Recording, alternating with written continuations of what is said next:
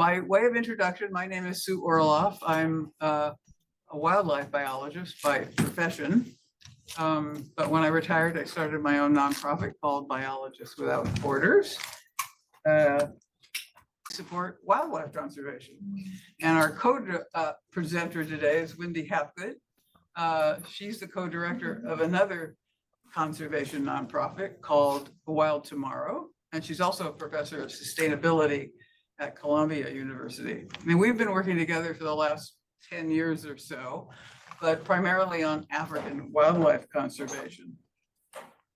And Wendy's going to tell you a little bit more about what Wild Tomorrow does at the end of all of our talks, so stay tuned.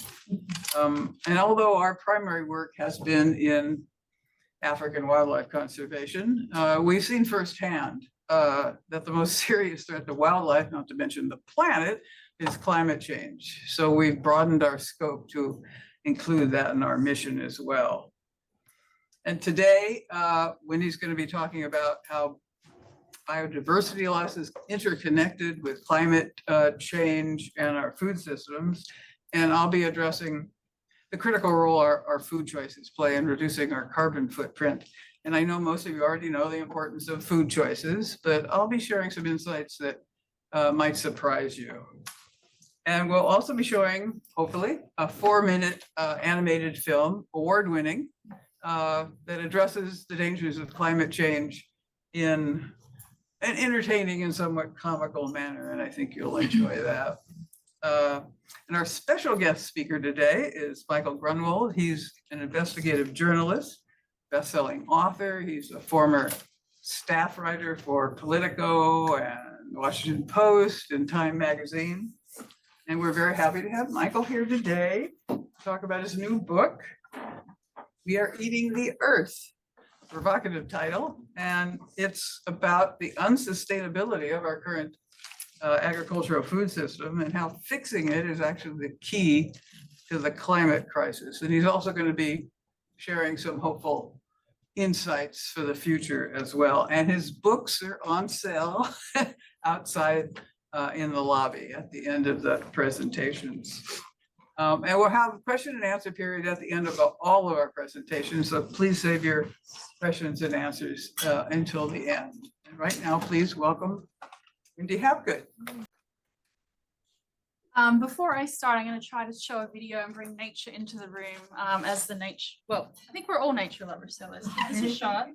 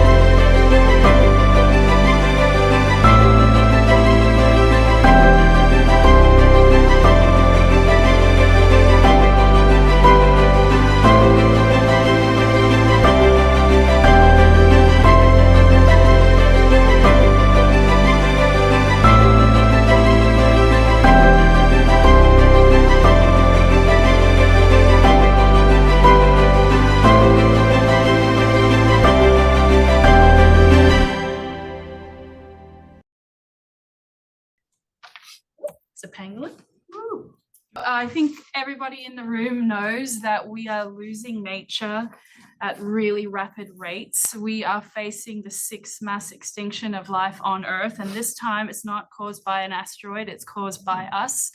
But there is still hope. There is time to turn this around by protecting and restoring habitat, which really requires rethinking our food system. Nearly all of the habitat loss around the world is driven by one thing, which is the expansion of agriculture. This is not new. We are a very successful species, and we've really fundamentally changed our relationship with nature to one of domination. I think you could say we are the super predator on the very top of the food chain. And this, I believe a picture tells 1,000 words. This is actually from our area of focus in KwaZulu-Natal, South Africa. It's one of the world's 36 global biodiversity hotspots. So these, well, located within one of those hotspots, which is a place, these hotspots are places on Earth that are home to the most diverse life on Earth, biodiversity, and very threatened biodiversity. So these are places on the planet that we really should choose to protect. And what you're seeing here is industrial agriculture. This is pineapple fields, right? Monoculture pineapple fields, literally on the edge of a UNESCO World Heritage Wetland Park. And then what you see actually here on the edge and back here is the land that Wild Tomorrow is working on saving, habitat, like acre by acre, creating a nature reserve for threatened biodiversity. All the wildlife you love from the Lion King, you know, that's what lives here. So I would say, I mean, I love pineapples, but we all need to eat, but this is maybe not the best place for it. And that story plays out on a global scale. So, you know, this, I love Our World in Data. It's a great resource. And what this data is showing us is how much of the world that was once covered by forest and wetlands and wildlands that is now being used for agriculture. So you can see of the actual habitable land of our planet, which is here, the unhabitable land is what is covered in ice and is desert landscape. So what it's showing is that the majority of actually habitable land on our planet today, 45% is already being used for agriculture. And if you look at that 45%, 80% of that is used for livestock, meat, dairy. So most of half the planet we're using for agriculture, 80% of that half is being used for livestock. And so that's why tackling what we eat and how we produce our food that's why it plays such a key role in tackling not just climate change, but also reducing water stress, pollution, and saving our planet's threatened biodiversity. So how bad is it for wildlife? Well, about half of the Earth's animals have been lost in the last 50 years. That's almost not quite my lifetime. I'm not 50 yet.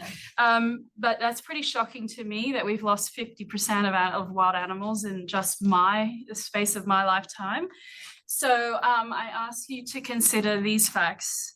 96% of the mass of animals on our planet today is us and the animals that we raise to eat, 96%. The rest is everything else, from mice to elephants to bats to raccoons. You add up their weight altogether, that's just 4% of the total mass of mammals on our planet. Only 4% is wild.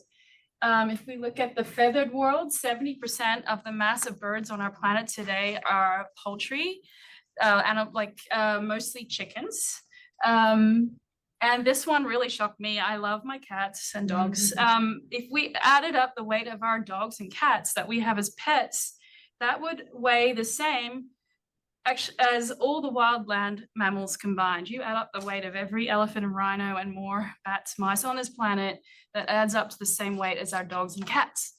So it's really, really crazy, I think, how much, or it's a stark reminder of how we've been so successful taking up space on this planet, but really crowding out space for wildlife.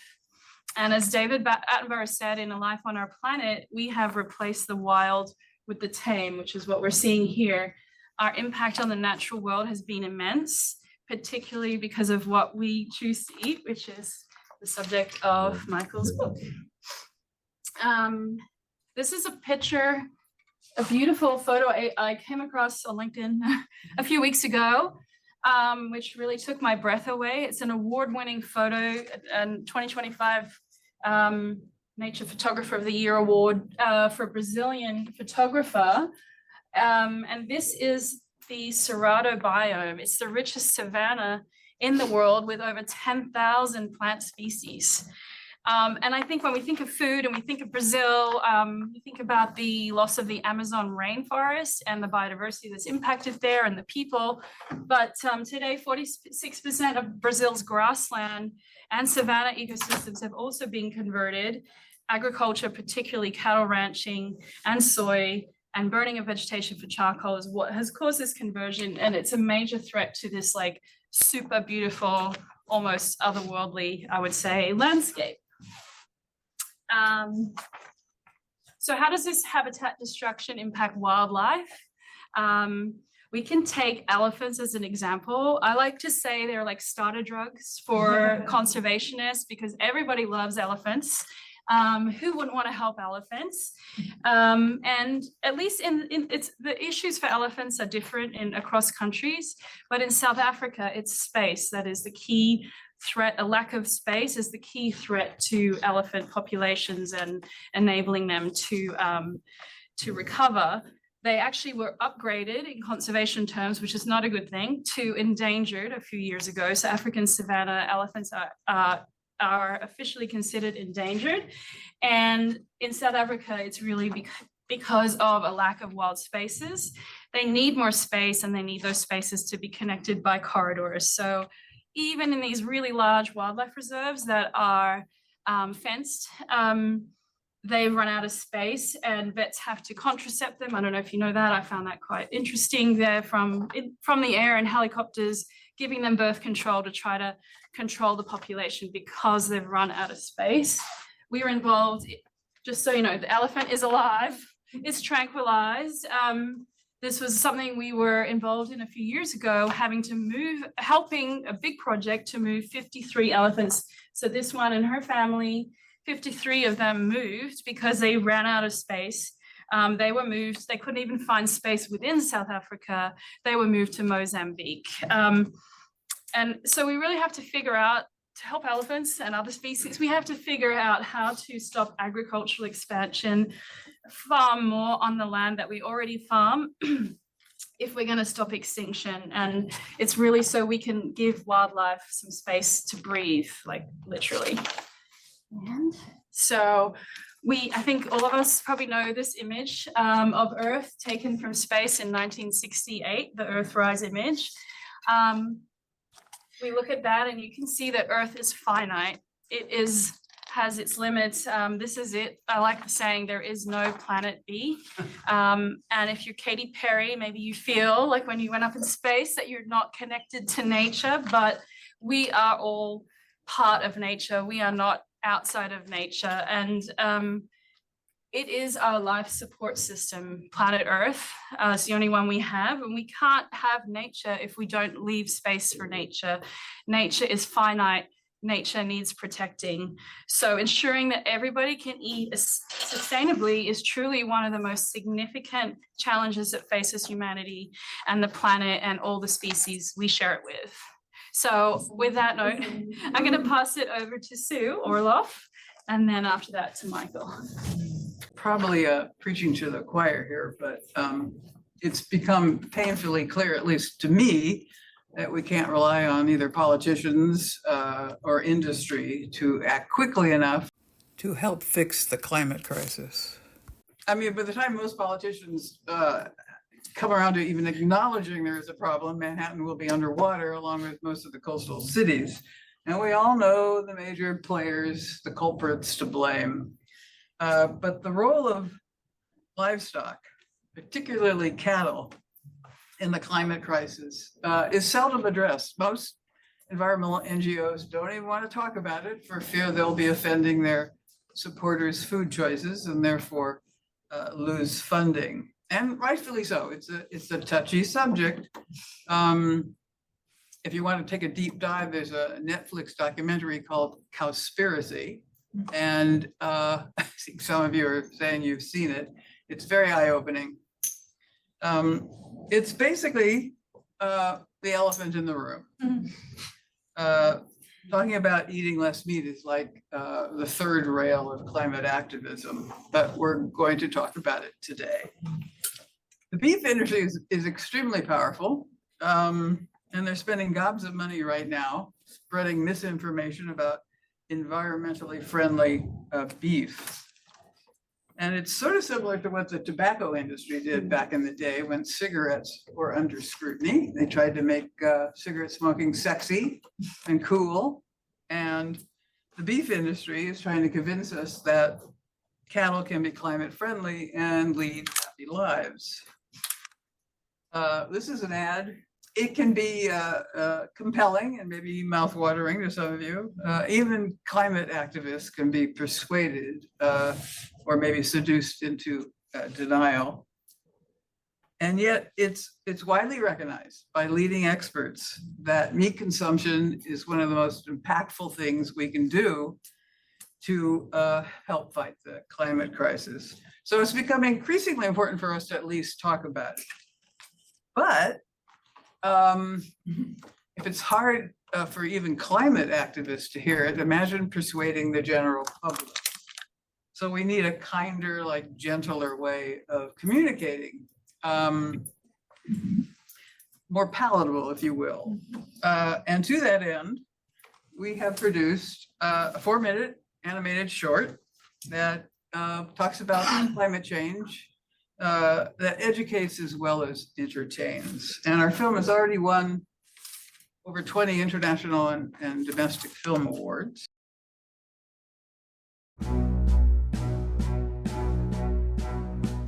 In a time not too different from our own, the human race confronted a threat to its very existence. And this terrifying threat appeared, as they often do, in the most innocent and improbable of places.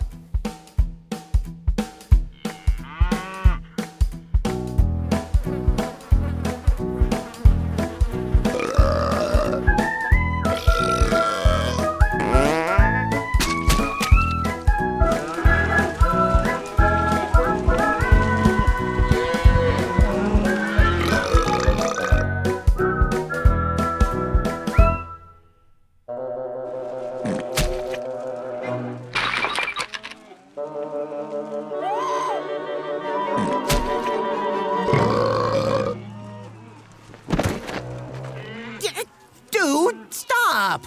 You're messing up my home with all your pooping. Not to mention the constant annoying burping. In fact, you're messing up the entire planet. Ever hear of climate change? Surely you've noticed how summers are getting unbearably hot. But you probably don't know that your digestive processes spew out huge amounts of methane. Ugh. That's a greenhouse gas way worse than carbon dioxide. And there are so many of you. Come on, it's not that bad. Really? Our planet is burning up. Just let me show you something. Come with me. My electric energy jetpack, go!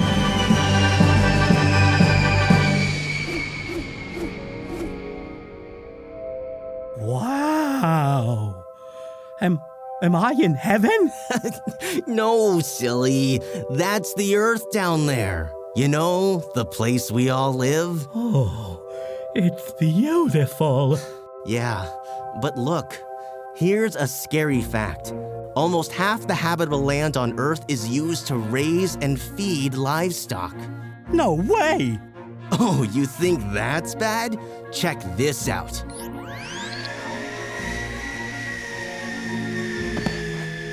Where are we now? The Amazon rainforest. But where's the forest? Exactly!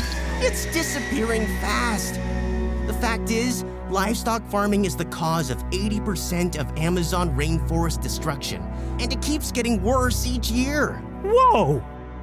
Let me show you something else. I bet you didn't know that livestock produce about the same amount of greenhouse gases as all the world's cars, trucks, ships, and planes combined.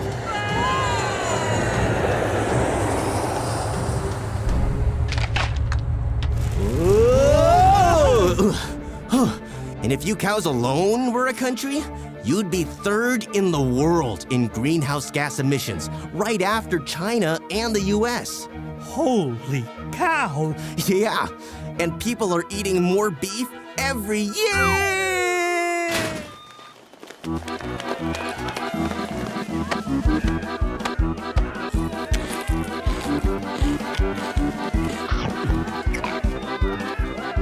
This is all really scary, but what to do? I think it's up to them.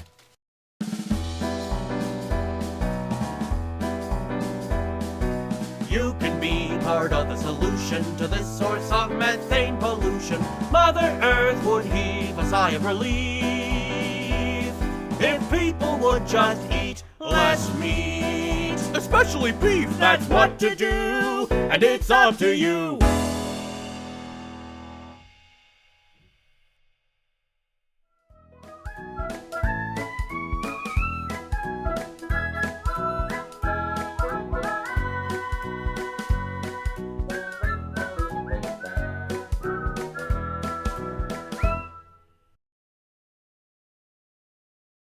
How many cows there are currently approximately on the planet today? Michael knows. A trillion. As many as there are people. 1.5 billion. Almost one for every 5 people on the planet. If you were coming from some other part of the universe and landed here, you'd probably think cows are one of the most dominant species on the planet. They basically take up a lot of space. And as shown in the film, and it really bears repeating, animal agriculture produces about the same amount of greenhouse gases as the entire global transportation sector. And that's primarily cattle. This astounds even my most rabid environmentalist friends. And it's mostly the cow's 4-chambered stomach that ruminants have, producing all that gas, fermentation going on, methane, among other gases. But methane is the main culprit. It's 80 times more powerful than CO2. And although it's more powerful, it dissipates a whole hell of a lot faster, like in 10 or so years, as opposed to CO2, it takes hundreds of years to get out of the atmosphere.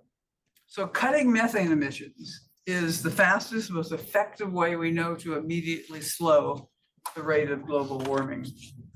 It's our silver bullet. And of course, that's tied to what we eat. And nobody likes to be told what to eat, even from a young age. People are willing to put solar up on their roofs and buy EVs, but eating less meat is often a bridge too far. And I got to thinking why this is. Why are people so entrenched in this habit? So I put on my psychologist and anthropologist hat and did a little bit of a deep dive and came up with a few things. Meat consumption is traditional in many cultures. It's linked to personal identity, social status, and masculinity. And in fact, in recent studies, it's shown that across many cultures, and especially in wealthier countries, men eat more meat than women. That's not surprising, but interestingly, in countries with more gender equality, the gap between men and women gets even bigger. So it seems that when women are given a choice to choose what they eat, they choose to eat less meat. That's a study out of the University of Zurich and the University of California. And here's something I just recently learned, sort of shocked me. Half the beef in America is eaten by only 12% of the population. It's mostly middle-aged men. That's at a Tulane university. So if one were developing meat reduction strategies, you might benefit from looking into these studies. So my goal is not to make anybody feel guilty. Guilt tripping is never productive. And a meatless diet is obviously not for everyone. But the idea of eating a little less meat, I think, is more tolerated. And even a little change can make a big difference. And people might say, oh, what's one person changing their diet a little gonna help save the planet? But you can also say that about your vote. What's one vote gonna do? But if more of those voting skeptics actually voted, we probably wouldn't be in the pickle we're in today. And most importantly, I'll drag the Dalai Lama into this. Social action is contagious. If more of us begin to eat less meat, and we talk about it constructively, we're likely to influence our friends. And as we all know, time is running out. This is an all solutions on deck moment for humanity.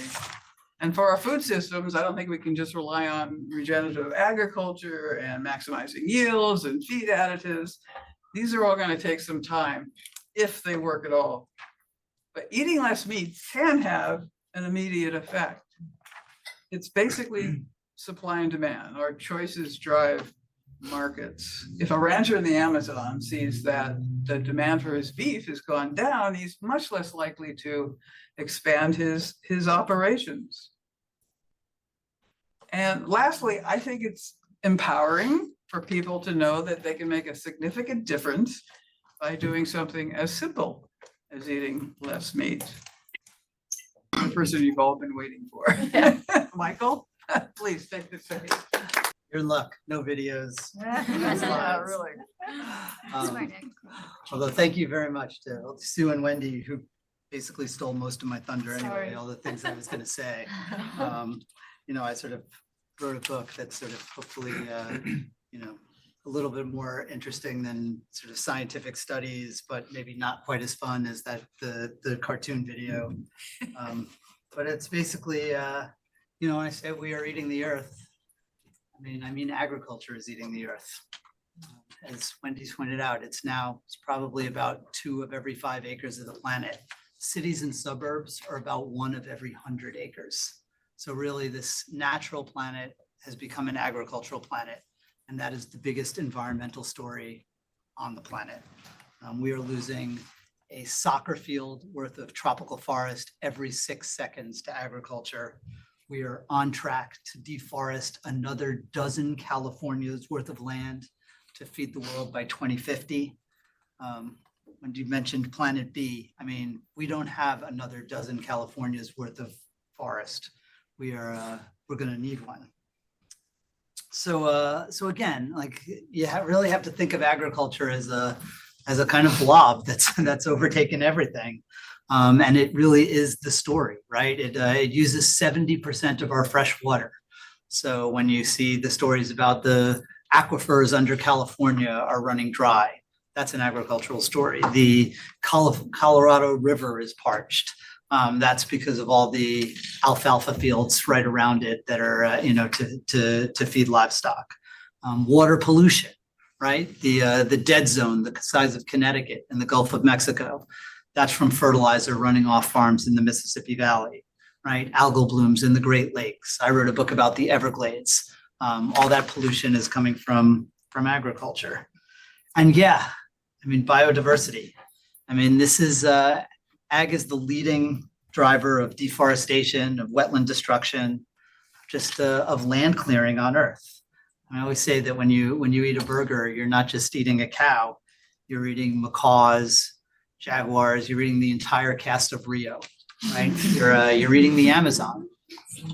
So, it is, it's the climate too. Now it's not the number one. Fossil fuels are still, depending on how you do the math, they're at least a little bit ahead.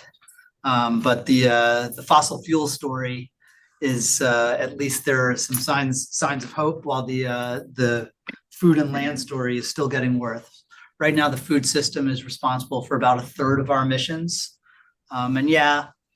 Crop dusters and diesel tractors and the burping cows and the fertilizer, which emits nitrous oxide, but it's mainly from the clearing of land, right? I always say that trying to decarbonize the planet while you're continuing to tear down forests for agriculture, it's like trying to clean your house while you're smashing your vacuum cleaner to bits in the living room, right? You're making this huge mess, right? Because forests have incredible stores of carbon themselves, but you're also crippling your ability to clean up the mess, because that's what forests and wetlands do. They take carbon out of the sky and repatriate it inside vegetation. So it's funny, climate is somewhat new, right? In a way, in a way, people weren't really fired up about it, including myself before the Al Gore movie, and so I'm always saying, because of the people care so much about the charismatic megafauna, is always climate people are always saying like, yeah, it's not just about the critters, this is hurting us. But now I feel, look, I put climate on the cover of the book. I didn't put biodiversity. But I want to say like, hey, it's about the critters. When you tear down the forest, it's not just you're losing the carbon, stuff lives in that forest. So it really is, it's the central biodiversity story of our time too. So again, we do, as Sue said, we vote on these issues 3 times a day. When we say that agriculture is eating the earth, yeah, it's mostly animal agriculture, right? That's now about 80% of our farmland is either pasture, which is about 2/3 of it, or it's crops that we feed to livestock.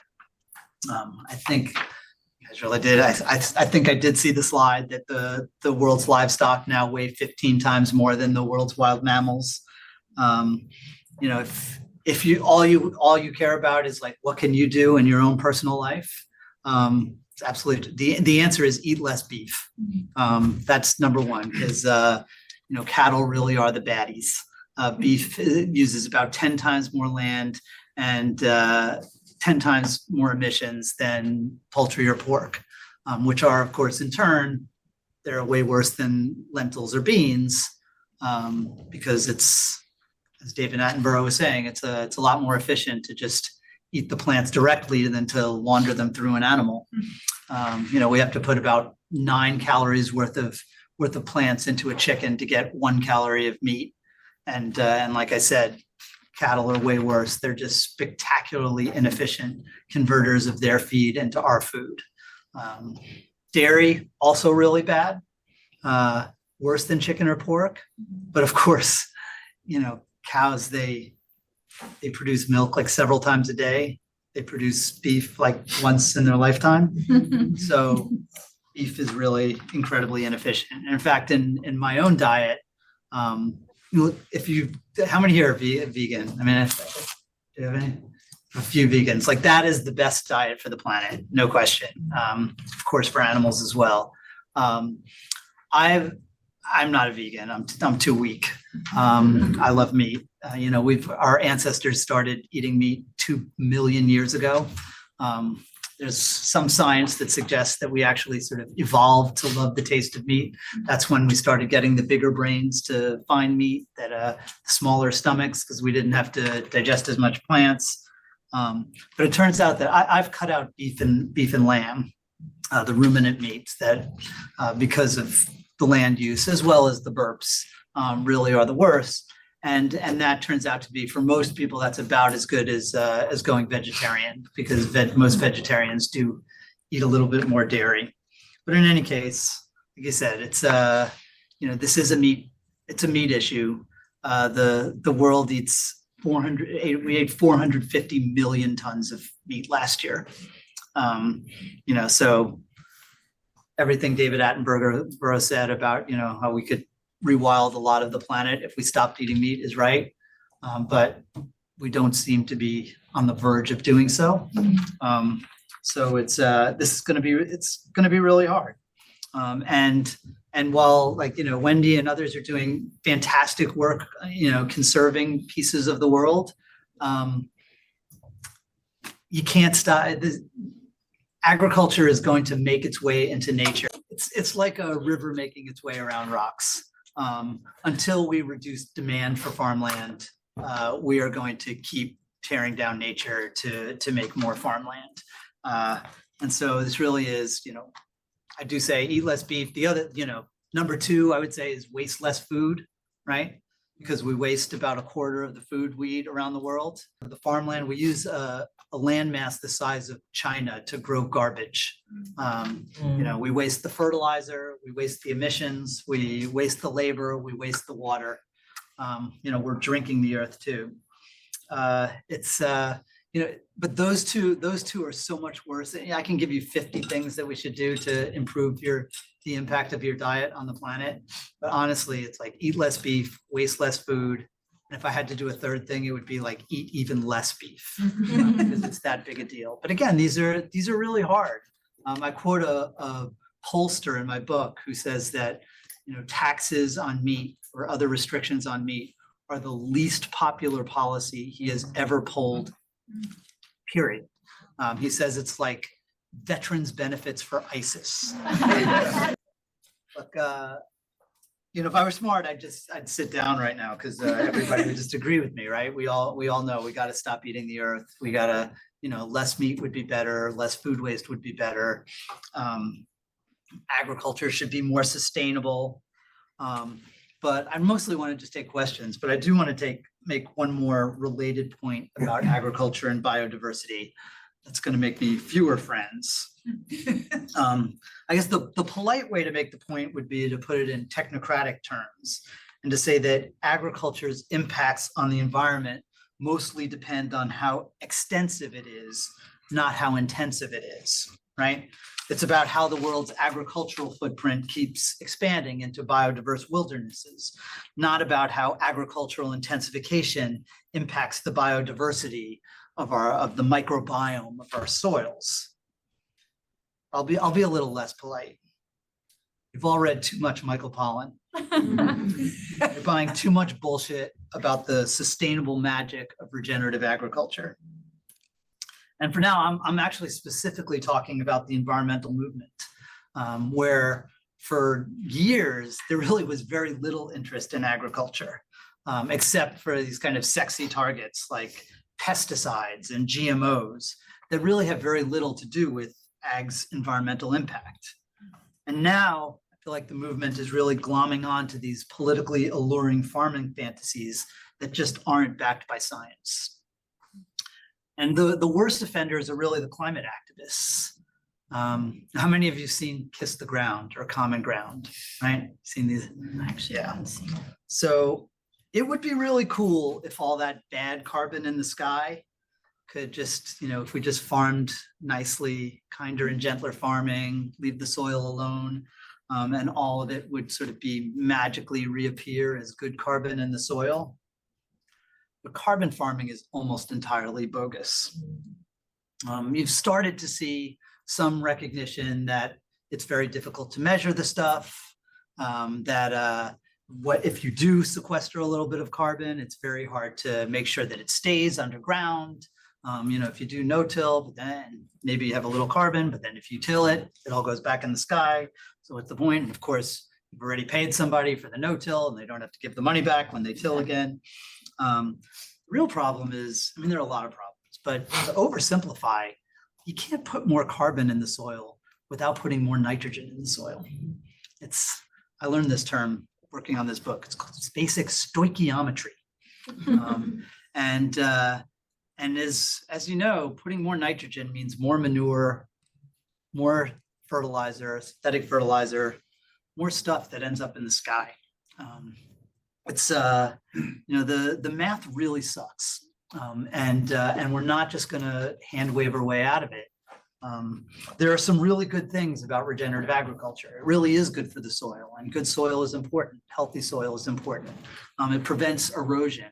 And in fact, I went to Tom Steyer's ranch. He's got a regenerative ranch. And Tom Steyer, the billionaire, ran for president as a Democrat, really good environmentalist. He's doing this kind of regenerative sort of experiment outside San Francisco.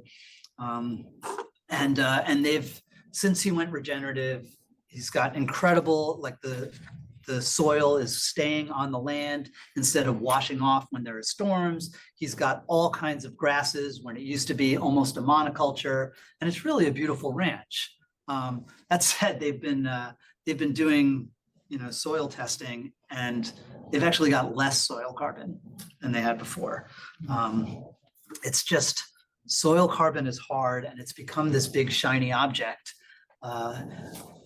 From a climate perspective, have you heard of this guy? You see him on Joe Rogan.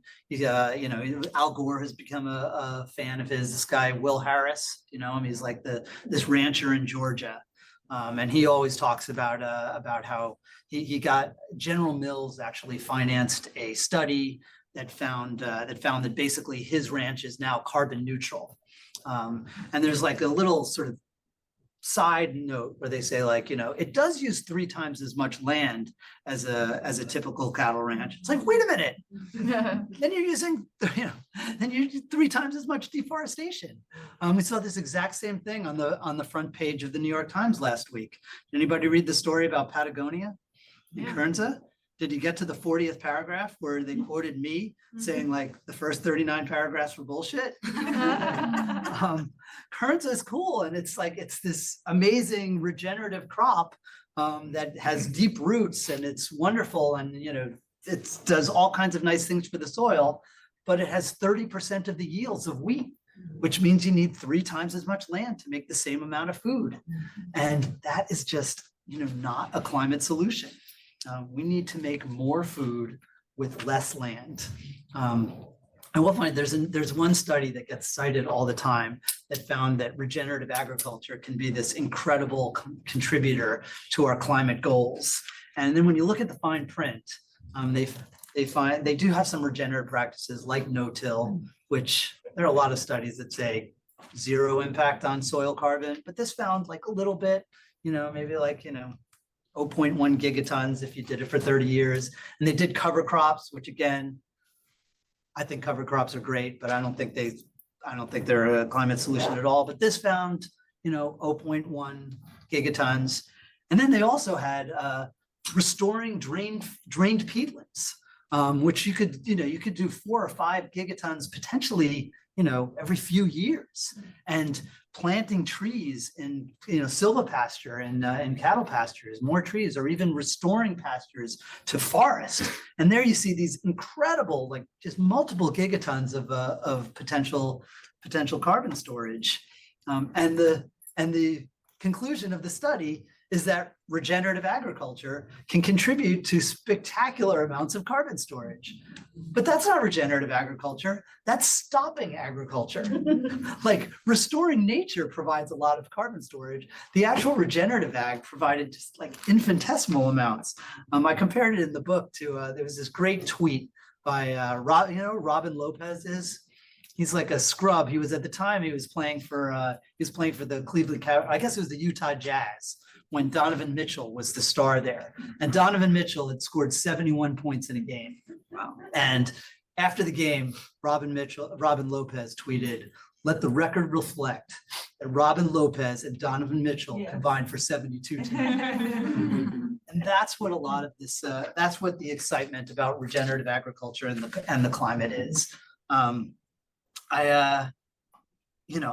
don't want to be, I don't want to be just dumping on this all the time, but I really do think that because, Michael Pollan's a beautiful writer, but he's gotten us to believe that the environmental tragedy of agriculture is intensification, right? And there is a real, factory farms, I get why people don't like them, and I get why people don't like these chemical drenched monocultures, right? And they treat the animals badly, they treat the people badly, they use too many antibiotics, they use too many chemicals. Sometimes they dump their crap in the river. Their politics suck, right? And then we all know they're lobbying against climate action, against environmental regulation. But the real environmental tragedy of agriculture was the transformation of nature into those nice Michael Pollan farms where, the soil is treated with love and the animals have names instead of numbers. That's when you lost the biodiversity. That's when you lost the carbon. And we've got this nostalgia in this country for, and not just our country. I mean, you see it at the UN, you see it, as I mentioned, General Mills, but environmental groups, the major philanthropies who have talked about a $4 trillion global transition to agroecology, which is basically regenerative farming. There's this notion that if you're sort of gentler on the land, if you're farming more like nature, that is sort of the solution to our problems. But we are going to need to feed nearly 10 billion people, and we're going to have to do it with cutting down, the trees we have left. We can't just, we're already half agricultural planet. We can't go all the way. We can't just turn the world into an animal farm. We're not going to feed everybody with Kernza. So it really is, a question of how can you make more food with less land. And that does lead you towards some approaches that people might not like. because chemicals, right? Fertilizer does a lot of bad things, but it does help crops grow. Pesticides, a lot not to like about them, but they do kill pests that kill crops. And so from a biodiversity perspective, the efficiency in farming, which is often seen as like kind of rapacious corporations dredging dollars out of the dirt, that is really what we're going to need if we're going to keep some of these wild places. And that doesn't have to be all industrial. I went down to Brazil and I visited a farm where a farming and ranching operation. Let me tell you, the guy had never read Michael Pollan, and he did not care. He was in the Cerrado, and he didn't really care much about the environment. But he was doing rotational grazing, which Michael Pollan would love. He was letting his cattle, he was planting cover crops, and he let them graze. So he integrated the cattle with the crops, which is another big regenerative practice. Now, he also did some stuff Michael Pollan would hate. He had a feedlot. He fertilized his pastures. But the main point was that he had kick-ass yields, 5 times as higher than his neighbor. He was making, he had 1 cow per acre. His neighbor had 1 cow per 5 acres. And that meant he was using 1/5 as much of the Cerrado. And so, again, I think, it leads us towards some uncomfortable conclusions about agriculture. But the fact is that agriculture has always made a mess. We had, our ancestors who, started farming 12,000 years ago, and they had deforested a South America worth of this planet before the Industrial Revolution. I talk in the book about how the Anthropocene, which people, usually say started after World War II, when sort of carbon emissions and fossil fuel use went like this, and you have, the nuclear bombs were transforming the world in the way we never have. If you look at the ancient pollen samples, if you look at the ice cores, the Anthropocene began 12,000 years ago when we began farming, and there was actually, you saw an increase in warming, and actually, this is kind of macabre, but the great dying after European contact in the Americas in the 1500s, when you had these incredible genocides and diseases wiping out so many of the indigenous people here, actually had measurable global cooling. Because these weren't, they're often described as like these kind of noble savages, right? No, they were very sophisticated farmers. And after they were gone, their farms returned to nature. They were rewilded. And that had an impact on the climate. So again, I don't want to be Debbie Downer about this stuff, because I saw, over the course of the reporting in this book, I saw dozens of incredibly exciting potential solutions. None of them have any real traction yet. But the obvious ones are the alternative proteins, right? Which everybody now has written off for dead, right? Plant-based meat, cultivated meat, fungi-based meat. They've made this stuff, right now it's 90% as good as the real thing, and it costs 30% more.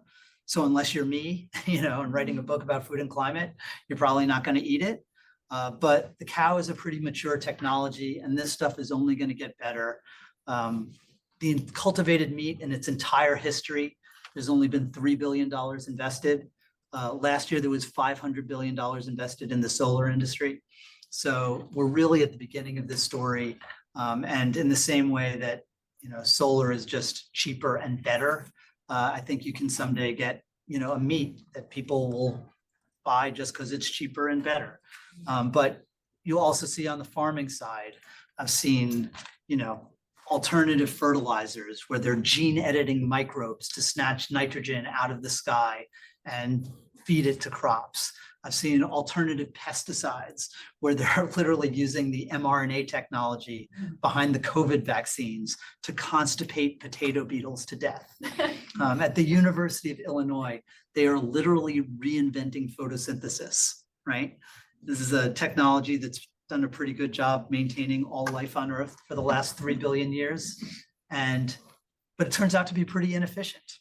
And these guys are using AI and modern genomics and big data to essentially engineer away some of those inefficiencies. And they think they can increase crop yields 50% in 20 years. So there's a lot of exciting stuff out there. I wrote this book because, I was an energy and climate guy. And I knew a lot about energy and climate. And in fact, we all know what we need to do about energy and climate, right? We need to just stop using fossil fuels. We want to electrify the global economy and run it on clean electricity. And we're even starting to do that. I mean, a bit of a setback in the United States the last year, but solar's still cheap. Wind is still good. Batteries are getting better every day. You're seeing a lot of progress. With food, I felt like, when I started working on this, didn't even know what we needed to know. And yeah, these solutions don't have traction yet. And now is the time, I always joke, like he's rolling back all of our progress on energy and climate. Well, the good news on this stuff is that there's no progress to roll back. But this is really a time where we need to figure shit out. This is the main character of my book says we need to hurry the fuck up and figure shit out. That's his mantra. And we need to do the research and into what works, and we need to deploy what works. But it's not hopeless because again, in the last, beef is a perfect example, right? I mean, we talk about how I miss it every day. Everybody said like, oh, you won't miss it. No, I miss it every day. But in the United States and in most of the rich world, we already eat a third less beef per capita than we did 50 years ago. Now, it's not because, we decided we were all going to be like great humanitarians and save the climate. It's because chicken got cheap. But we can do it, right? It shows that we can do it. You saw during COVID where, we are capable of being a very low emission society. But it's a little bit like the joke about how many psychiatrists does it take to change a light bulb? Just one, but the bulb really has to want to change. And I think for a lot of this stuff, that's where we are. We haven't even, I felt like before, I sort of dove into this because the world hasn't even grappled with these food and climate and biodiversity issues.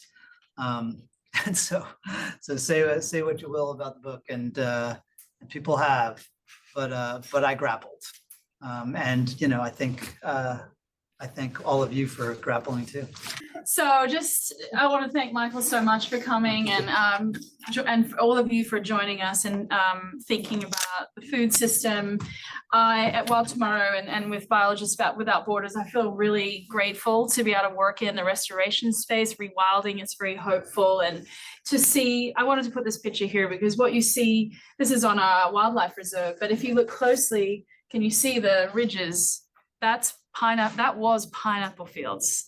So what I find so beautiful about this picture is, it can be really doom and gloomy, and we have destroyed a lot of nature, and agriculture has this huge footprint, but we can turn it around acre by acre. And this is kind of a visual of what it can look like if we do that. And I think it's really hopeful and really beautiful. And that's where it was. So you can see how this was agriculture before, and we're restoring and rewilding. And what I love about restoration is it's reconnecting. I mean, we are literally reconnecting land with a wildlife corridor, but we're also reconnecting people's hearts to nature to be able to see and witness that beautiful restorative landscape or restored land.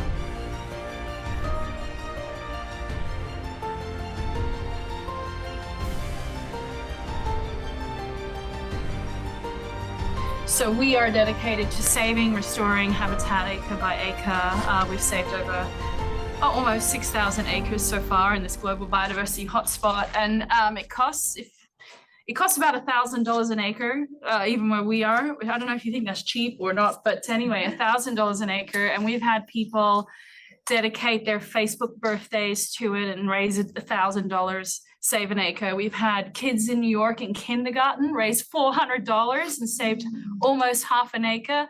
We had runners just finish the Berlin Marathon, raised $40,000. So, you know, it's this, I think it's a really great all-in movement to get active and to help restore nature. I think it's an interesting time. It's a scary time, but we are the generation that has the knowledge, the tools, hopefully even the finance to restore nature worldwide. And we need inspiration and the will to do it. And I think Michael's book really illuminates this amazing path through better policy, technology, behavior, personal choices, really just built on that fundamental understanding that every acre matters. So thank you. We're going to have time for Q&A. I know you've got lots of questions. So thanks everyone for joining.